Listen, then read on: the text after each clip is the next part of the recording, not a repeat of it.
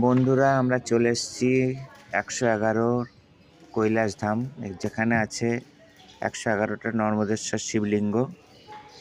একটু আগে এখানে হোম হয়েছে, দেখো এটাও গরম আছে এখনো। আচ্ছা, ছোটোর উপরে এটাও একটা মন্দির। সামনে ঢুকতেই এখানে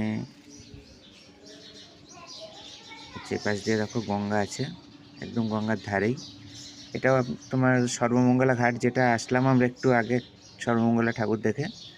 তো ওখান থেকে একটু এগিয়ে এসে সর্বমঙ্গলা দমদম চিড়িয়া মোড় থেকে আমরা আসছি সর্বমঙ্গলা ঘাটে, অর্থাৎ কাশীপুর গার্মেন্টস সেল ফ্যাক্টরির দিকে।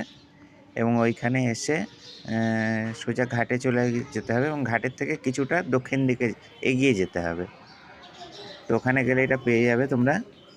তো এখানে দেখো মা শেরাবালির মূর্তি আছে। আচ্ছা, এখানে শিব পার্বতী আছেন এবং নিচে গণেশজি, পার্বতী, হনুমানজি ঠাকুর রাখা আছে। আচ্ছা, তোমাদেরকে বলে রাখি, এখানে যেহেতু এটা শর্টস, তাই এখানে বেশি ডিটেলস দেওয়া গেল না। তো ডিটেলস চাইলে তোমরা আমার চ্যানেলের উপরে ক্লিক করে ওখানে হোমে চলে যাবে। ওখান থেকে লং ভিডিওতে আমার পুরো দেয়া আছে, যেটা তোমরা দেখে নিতে পারো। এবং ওখানে অনেকটাই ভিডিও অনেকটা বড় করে দেয়া আছে।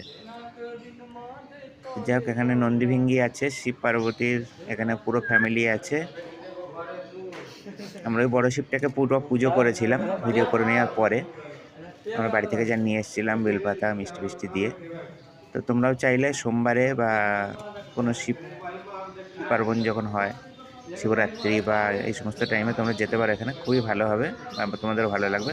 এবং দেখো 108টা শিবলিঙ্গ রাখা আছে পরপর পরপর। এখানে একটা কচ্ছপ আছে, এখানে একটা কচ্ছপ অবতারের ছবি আছে, এই মূর্তি আছে, যেটার উপরে শঙ্খচক্র গদা পদ্ম আঁকা আছে।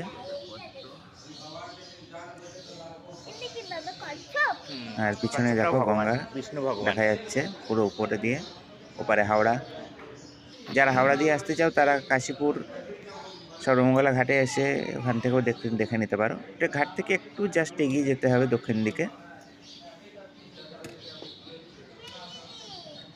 যাক, তোমরা আসলে এটাও দেখতে পারো। হর হর মহাদেব, জয় শিব শম্ভু।